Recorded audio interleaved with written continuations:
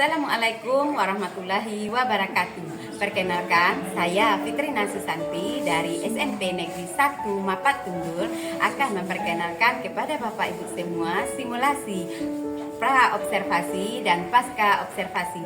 Selamat menyaksikan.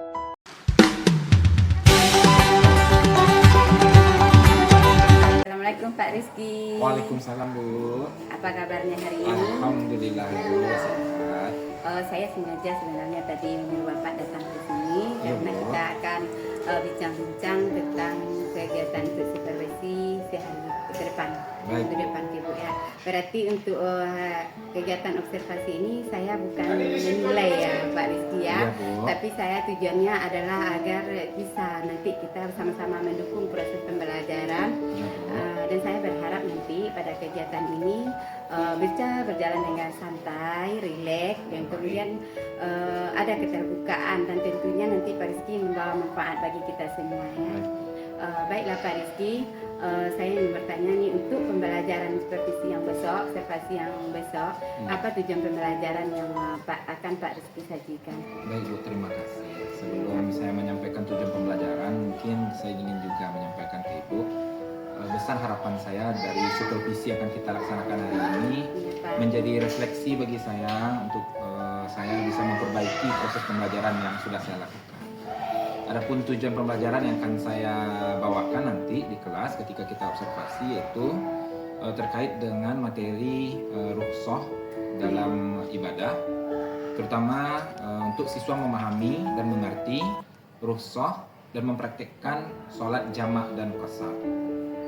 Nah, ini yang akan saya bawakan nanti ketika proses pembelajaran di kelas nanti, Bu.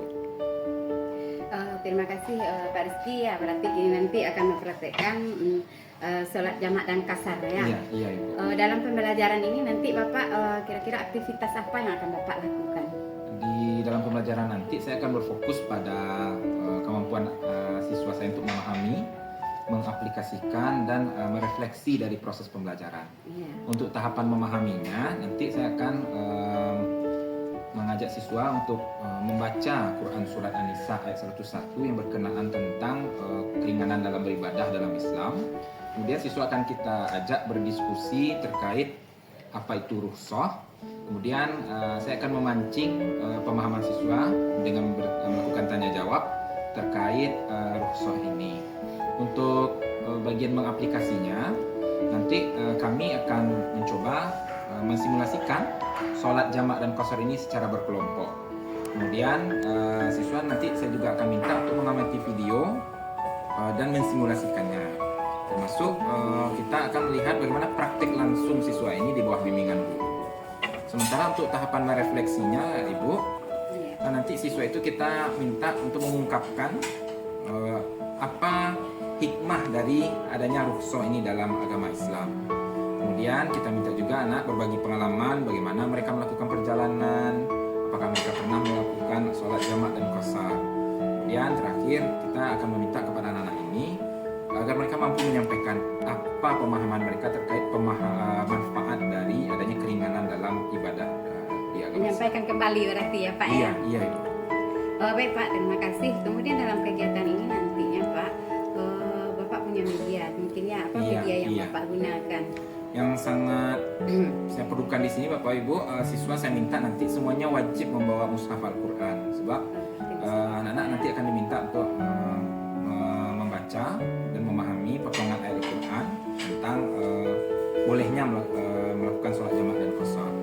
Kemudian karena di kelas kita sudah ada Smart TV, nanti saya akan memutarkan video tutorial sholat jamak dan qasar. Kemudian nanti anak-anak juga kita sertai dengan lebar kerja siswa. Berarti anak bekerja juga di kelompok ya, kemudian menonton video juga ya Pak ya, bukan aktivitas yang bagus sekali Pak. Iya. Terima kasih Pak. Kemudian di dalam kegiatan proses pembelajaran mengajar ini kan selain media yang Bapak gunakan tadi, tentunya Bapak akan melakukan sebuah penilaian ya Pak ya. Kira-kira dalam penilaian di dalam kelas ini penilaiannya apa yang Bapak lakukan? Menyeluruh Ibu, kita mulai dari ada penilaian tes secara lisan, bagaimana kemampuan anak kita membaca ayat Al-Quran sebagai dalil dari rukhsah ini dengan fasih. Iya. Kemudian kita akan mengamati bagaimana praktik sholatnya.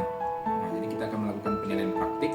Kemudian kita akan merefleksi, meminta anak merefleksi pemahaman mereka terkait hikmah dari adanya keringanan ibadah dalam Islam. Mungkin itu. Baik Pak, dari sekian banyak tadi yang Bapak bicarakan tentang sholat kasar, bagaimana mempraktekkannya Pak. Jadi nanti di saat supervisi berlangsungnya besok ya Pak ya, Bapak pengennya fokus untuk penilaian yang akan saya lihat yang seperti apa Pak? Saya ingin bantuan dari Ibu memfokuskan, memperhatikan proses pembelajaran pada kemampuan saya dalam mengelola peserta didik dalam proses pembelajaran. Apakah saya sudah benar dalam mengelompokkan siswa, membelajarkan siswa dalam kelompok, atau masih ada kekurangan-kekurangan yang perlu saya penuhi? Mungkin itu Ibu. Terima kasih Pak. Mantap sekali. Nanti kita fokus saja terhadap apa yang telah Bapak katakan tadi ya. Nanti saya jumpa di kelas besok ya Pak ya. Iya, Mungkin Bu. persiapkan diri Bapak. Kemudian jangan lupa untuk perangkat pembelajaran yang juga dibawa ya Pak ya. Mungkin itu saja dari saya. Mungkin mohon maaf tadi sudah memanggil Bapak ya, mengambil waktu. Terima kasih banyak Ibu. Ya, Saya mohon silakan, doa Pak. mudah-mudahan di pertemuan nanti tercapai apa yang kita inginkan dalam proses Amin. supervisi ini. Sampai jumpa ya Pak di besok. Iya. Terima Silakan kasih. Pak. Ya Bu, terima kasih. Assalamualaikum Bu. Waalaikumsalam warahmatullahi wabarakatuh.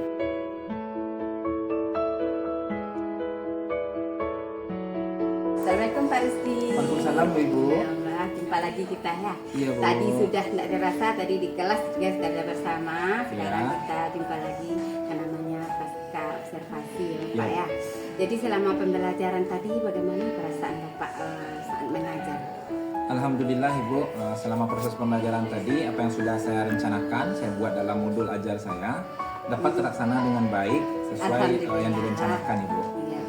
Menurut Bapak, apa yang sudah berhasil dari aktivitas siswa dalam memahami, tadi kami aplikasikan dan merefleksikan apa yang sudah berhasil menurut Bapak? Baik Ibu, Alhamdulillah sepanjang kegiatan pembelajaran tadi saya tadi merasa dalam proses memahami siswa sudah mampu membedakan antara sholat jamak dengan sholat qasar yang kami belajarkan tadi di dalam kelas. Begitu juga saya lihat sebagian besar siswa sudah mampu mempraktikkannya dengan baik dan benar Ibu. Nah saya juga melihat tadi memang nampak siswa senang ya Pak ya. Iya, Ibu, Senang alhamdulillah. belajar dengan Saya Bapak tadi. Tapi dengan ada mungkin sebagian kecil dari siswa, kalau menurut Bapak apakah yang Bapak temui tadi di dalam kelas itu yang menurut Bapak kesulitan yang Bapak hadapi atau tantangan-tantangan yang Bapak rasakan dalam proses pembelajaran tadi? Baik Ibu, walaupun secara menyeluruh, secara garis besar siswa sudah banyak memahami, tapi saya masih belum puas karena sebagian kecil siswa masih bingung membedakan dan masih bingung untuk memahami ketentuan sholat jamak dan qasar. Jadi saya merasa belum puas dari proses pelaksanaan pembelajaran tadi. Ya berarti ada rasa sedikit ketidakpuasan ya Pak ya, Iya. walaupun nampak tadi sebagian besar anak sudah senang, sudah Iya. pembelajaran sudah mengembirakan, anak sudah bisa membiasakan diri. Kemudian ada sedikit tantangan yang Bapak rasakan dan kesulitan yang Bapak rasakan tadi Iya, ya. Ibu. Kalau menurut Bapak dari tantangan kesulitan yang Bapak hadapi tadi, apa yang ide-ide kreatif tidak muncul tidak dalam diri Bapak bagaimana untuk mengatasinya? Ada tidak ide-ide kreatif untuk mengatasi tantangan dan kesulitan yang Bapak hadapi tadi? Baik Ibu, kalau yang terpikir oleh saya tadi sudah mencoba memperlihatkan video kepada peserta didik bagaimana ketentuan sholat jamak dan qasar, bagaimana contohnya, kemudian apa-apa saja penyebab dibolehkannya sholat jamak dan qasar. Tapi masih ada sebagian kecil siswa yang masih belum memahami. Oleh karena itu terpikir oleh saya Ibu, mungkin saya harus menghadirkan contoh-contoh yang lebih melekat kepada mereka. Jadi saya berpikir perlunya menghadirkan contoh yang kontekstual terhadap mereka. Mungkin saya bisa mengaitkan pengalaman mereka sewaktu kita jalan-jalan di akhir tahun lalu. Lalu kita kan di sana melaksanakan sholat ketika zuhur dan asar. Nah, itu mungkin saya contohkan, saya hadirkan di hadapan mereka ingatan-ingatan masa lalu yang memang sudah mereka jalani. Mudah-mudahan dengan begitu, karena bersentuhan langsung dengan pengalaman mereka, mereka bisa memahaminya dengan baik, Ibu. Wah, hebat sekali nih Bapak ya. Iya. Ada kesulitan, langsung ada dapat ide bagaimana nanti Iya. mengatasi masalah itu adalah guru yang hebat, guru yang kreatif Iya. sekali ya Bapak ya. Iya. Jadi dalam mengatasi tantangan tadi, ada pengembangan apa yang Bapak perlukan untuk memperkuat pembelajaran mendalam yang kita pelajari tadi Pak? Iya, Ibu. Tadi kan saya membelajarkan anak dalam bentuk kelompok.